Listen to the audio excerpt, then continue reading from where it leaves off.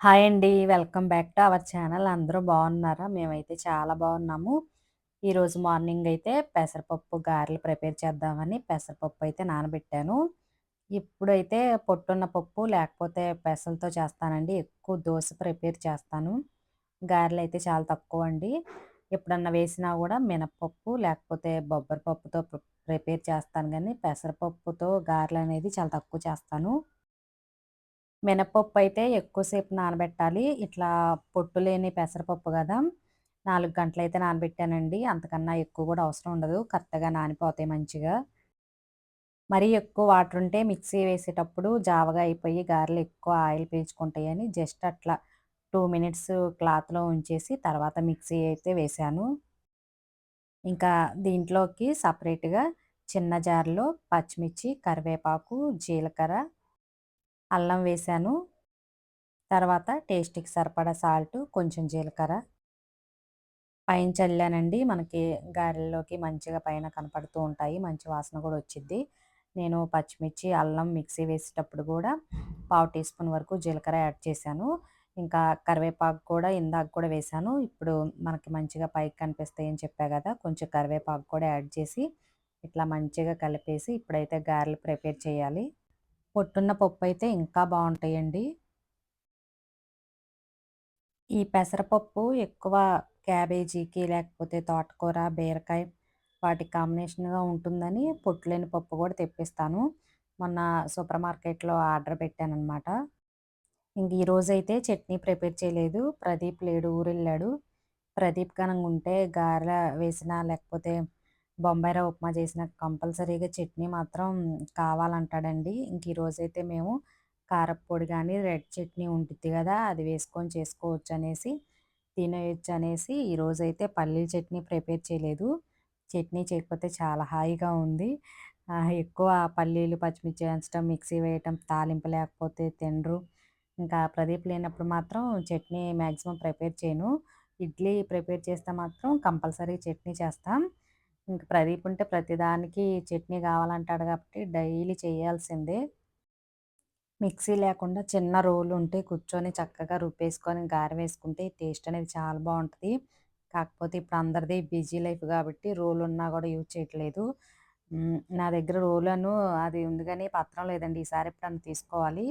కొంచెం ఖాళీ ఉన్నప్పుడు చక్కగా అప్పటికప్పుడు ఇట్లా రుబ్బేసుకొని వేసుకుంటే బావుండిద్ది. రోటి చట్నీలు కూడా ప్రిపేర్ చేసుకోవచ్చు. మొన్న విజయవాడ ఎళ్ళినప్పుడు మా చెల్లి ప్రిపేర్ చేసిందండి. చాలా అంటే చాలా రుచిగా ఉన్నాయి.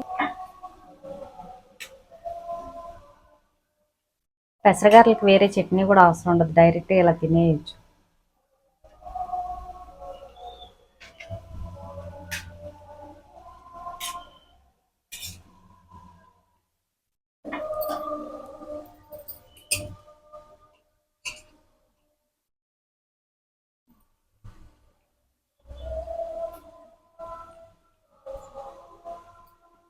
చక్కగా పెద్ద రోలుంటే కూర్చొని రోట్లో వేసేస్తే ఇంకా బాగా మంచిగా క్రిస్పీగా వస్తాయి.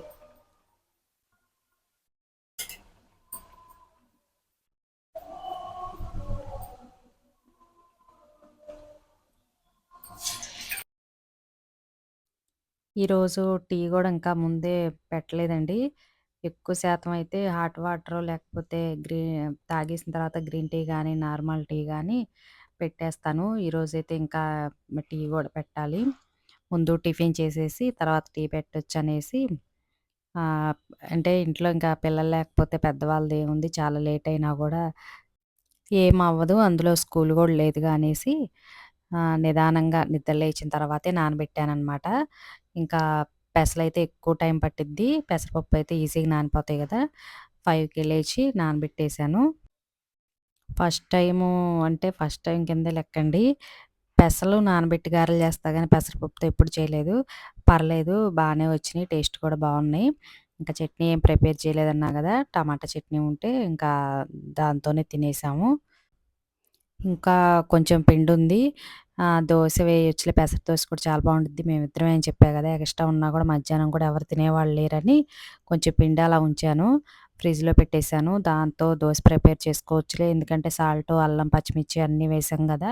ఇంక సెపరేట్‌గా ప్రత్యేకించి మిక్సీ పట్టాల్సిన అవసరం గూడా లేదులే అనేసి అలా ఉంచాను. కరెక్ట్‌గా మా ఇద్దరికీ వచ్చేటట్టు చేశాననమాట. తినేసిన తర్వాత టీ పెట్టాను. టీకి డికాషన్ పెట్టి టీ పొడేసి అలా వచ్చేసిన తర్వాత పాలు పోయను. ఒకేసారి పాలు, నీళ్ళు, టీ పొడి అన్నీ వేస్తాను. చక్కెర మాత్రం లాస్ట్‌లో వేస్తాను. కొంచెం అల్లం దంచేస్తాను. ఎక్కువ ఘాటుగా ఉండాలంటే బాగిష్టం. అల్లం మాత్రం ఎక్కువ వేస్తానండి. ఇంకా యాలుక్కాయ అటువంటిదైతే ఏమెయను గానీ అల్లం టీ అంటే బాగా ఇంట్రెస్ట్‌గా తాగుతాం. ఒక్కోసారయితే బెల్లమేస్తాను. లేకపోతే పంచదార. ఇప్పుడు బెల్లం కొంచెం గట్టిగా ఉంది. ఇంకా అది ఇప్పుడు నలగగొట్టాలిలే అనేసి ఖాళీగా ఉన్నప్పుడు మొత్తం మంచిగా ఒక డబ్బాలో పెట్టాలి. బెల్లం అంతా చిన్న చిన్న పీసెస్ చేసి అప్పుడు స్పీడ్‌గా టీలో వాడుకోవచ్చు. ఇంక ఈరోజైతే షుగరేసి టీ పెట్టాను. మొన్న అమ్మ వాళ్ళ ఊరెళ్ళి ఒక వీడియో మీకు పోస్ట్ చేశాను కదా! అమ్మ వాళ్ళ ఇంట్లో దొండకాయ చెట్టు, చిక్కుడుకాయ, వంకాయ చెట్లు, పూల మొక్కలన్నీ చూపిచ్చా కదా! ఇవైతే అక్కడ చెట్టువేననమాట. చూసారా ఎంత బావున్నాయో! అసలొక్క కాయ కూడా పండలేదండి. అన్నీ మంచిగా పచ్చిగా బావున్నాయి. చూడటానికి కొంచెం మందు మందులేమి లేకపోయినా కూడా కాయలనేవి చాలా పెద్దగానే వచ్చినియి. కానీ బాగా లేతగున్నాయి. ఇట్టే మగ్గిపోయిందండి. అసలెంత బావుందో! ఇంట్లో పండించిన కూరగాయల టేస్ట్ మాత్రం మనం ఎన్ని చెప్పుకున్నా గూడా తక్కువేనండి. చిక్కుడుగాయలు గూడా తీసుకొచ్చాను. దాన్నయితే చట్నీ పెట్టాను. ఇంకా కొద్దిగున్నయి. టమాటా ఏసి చెయ్యాలి. వాటికైతే పురుగు కూడా ఏమీ లేవు. చాలా బావుంటాయి. ఈజీగా మగ్గిపోయిద్ది. టేస్ట్ కూడా బావుంటదనేసి కొంచెం చట్నీ ప్రిపేర్ చేశా. ఈ సంవత్సరం ఉసిరికాయ చట్నీ గూడా ప్రిపేర్ చేయలేదు గదా! ఇంకా అనుకోకుండా అమ్మ వాళ్ళ ఊరెళ్ళా కాబట్టి ఇప్పుడిప్పుడే చిక్కుడుగాయలొస్తున్నాయండి. ఈ 10 డేస్ పోతే ఇంకా పిందెలన్నీ బాగా పెద్దయిపోతాయి. ఎంత పెద్ద చెట్టోనండి. అసలు ఎన్ని కేజీలవుతాయో. సంక్రాంతి పండగకి ఎక్కువొస్తాయి. ఇంట్లో వేసుకునే చిక్కుడుగాయలు కొంచెం లేట్‌గా వస్తాయండి. జనవరి, డిసెంబర్ నెలాఖరు వరకు బాగొస్తాయి. ఈ దొండకాయలైతే ఇలా కర్రీ కాకుండా మనం దోసకాయ పచ్చడి ముక్కలు చేసుకుంటాం గదా! సేమ్ అలానే చేసుకోవచ్చు. కొన్నవి కాకుండా ఇట్లా ఇంట్లో చెట్టుంటే అలా రోటి పచ్చడి చేసుకుంటే కొంచెం ముక్కనేది మనకు కచ్చా పచ్చాలాగా బావుండిద్ది. మార్కెట్‌లో అయితే ఎక్కువ స్టాకుంటాయి. అందులో కొంచెం పండిపోయినట్టుంటాయి గాబట్టి, ఇలా వేపుడుకి చేసుకుంటే ఓకే. రోటి పచ్చడికైతే చాలా బావుంటది. నేను వెళ్ళిన రోజు అమ్మ చేసిందనమాట. పచ్చిమిర్చి ఏసి రోట్లో దంచింది. చాలా అంటే చాలా బావుంది. చాలా తక్కువ ఆయిల్‌తోనే భలేగా మగ్గిపోయిందండి ఈ దొండకాయ. అలా మూత పెట్టేసాను. ఆ స్టీమ్‌కే చక్కగా మగ్గిపోయినియి. దొండకాయ ఎప్పుడైనా బాగా డీప్ ఫ్రై లాగా అస్సలు చేయను. పొటాటో అయినా ఇట్లా దొండకాయ, బెండకాయ ఏదైనా డీప్ ఫ్రై లాగా కరకరలాడేటట్టయితే ఎప్పుడు చేయను. కొంచెం మగ్గనిస్తే వెల్లుల్లిపాయ, కారం వేసేస్తే బావుండిద్ది. అంటే చిన్న పిల్లలు ఉన్నవాళ్ళు కొంచెం మారం చేస్తారండి ఎక్కువ డీప్ ఫ్రైలా చేయమని. ఇంకా చిన్న రోలు ఉంది గదా! దాంట్లో ఎక్కువ వెల్లుల్లిపాయి, లైట్‌గా జీలకర్ర, రెడ్ చిల్లీ పౌడర్, టేస్ట్‌కి సరిపడా సాల్ట్ వేసి దంచాను. అట్లా రోట్లో దంచి వేస్తే వెల్లుల్లిపాయ, కారం రుచి బావుండిద్ది. డైరెక్ట్‌గా వెల్లుల్లిపాయలు దంచి కారం విడిగా ఎయకుండా అప్పటికప్పుడు ఫ్రెష్‌గా ఇట్లా దంచి వేస్తే అరోమా గూడా చాలా బావుండిద్ది. ఏ ఫ్రైకైనా గూడా వెల్లుల్లిపాయ ఇట్లా దంచి వేస్తే కారం బావుండిద్ది. కొంచెం జీలకర్ర, పొట్టు తీసిన వెల్లుల్లిపాయ, కారం, సాల్ట్ ఇంకంతేనండి. ఇంక వేరైటీలు ఏమీ వేయలేదసలు. ఇంట్లో చెట్టు దొండకాయలు గదా! చూసారా ఈజీగా మగ్గిపోయింది. ఫ్రైలా లేకుండా ఇలా ముద్ద ముద్దగా ఉంటే మా వాళ్ళకిష్టం అనమాట. బెండకాయ గూడా నేనంతే చేస్తాను. బెండకాయలో మాత్రం రెడ్ చిల్లీ పౌడర్ వేయను. పచ్చిమిర్చి, వెల్లుల్లిపాయ, జీలకర్ర మిక్సీ అయితే వేస్తాను. చిక్కుడుగాయ చట్నీ పెట్టానని చెప్పా గదా! చూపిస్తాను. తక్కువే పట్టానండి. ఎక్కువ రోజులైతే స్టోర్ చేసుకోకూడదు.